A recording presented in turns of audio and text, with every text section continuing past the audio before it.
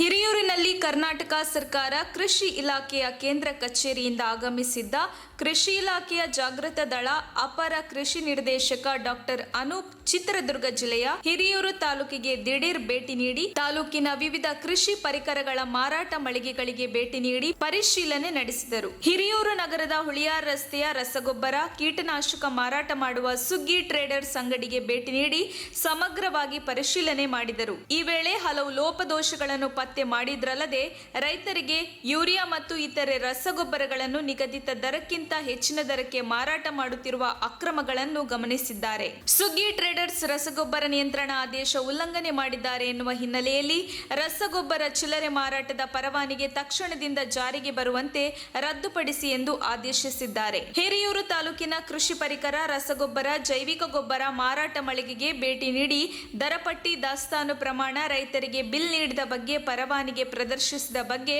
ಪರಿಶೀಲನೆ ಮಾಡಿ ಸುಗ್ಗಿ ಟ್ರೇಡರ್ಸ್, ಮೈಕ್ರೋಬಿ, ಚೇತನ ಆಗ್ರೋ ಕೇಂದ್ರಗಳಿಗೆ ನೋಟಿಸ್ ಜಾರಿ ಮಾಡಿ ಎಲ್ಲಾ ನಿಯಮಗಳನ್ನು ಕಟ್ಟುನಿಟ್ಟಾಗಿ ಪಾಲಿಸುವಂತೆ ಎಚ್ಚರಿಸಿದ್ದಾರೆ.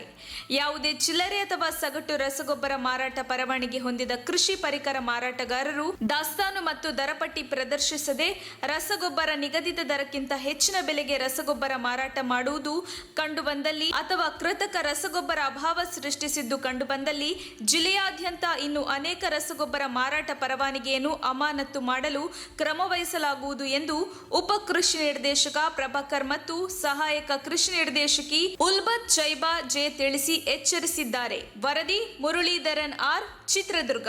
ತಕ್ಷಣ ಬೇಕಾಗಿದ್ದಾರೆ. ತುಮಕೂರಿನ ಹೆಸರಾಂತ ಕಂಪನಿಯಲ್ಲಿ ಗುತ್ತಿಗೆ ಕಾರ್ಮಿಕರಾಗಿ ಕೆಲಸ ಮಾಡಲು ಯುವಕರು ಮತ್ತು ಯುವತಿಯರು ಬೇಕಾಗಿದ್ದಾರೆ. ಲೋಡಿಂಗ್ ಮತ್ತು ಅನ್ಲೋಡಿಂಗ್ ಕೆಲಸ ಮಾಡುವವರು ಬೇಕಾಗಿದ್ದಾರೆ. ವಿದ್ಯಾರ್ಥಿ SSLC, PUC, BSc pass file. ನೇರ ಸಂದರ್ಶನ ಇರುತ್ತದೆ. ESI ಮತ್ತು PF ಸೌಲಭ್ಯ ಇರುತ್ತದೆ. ಆಸಕ್ತರು ಕೂಡಲೇ ಸಂಪರ್ಕಿಸಿ. Naveen GL, phone number 9743103968.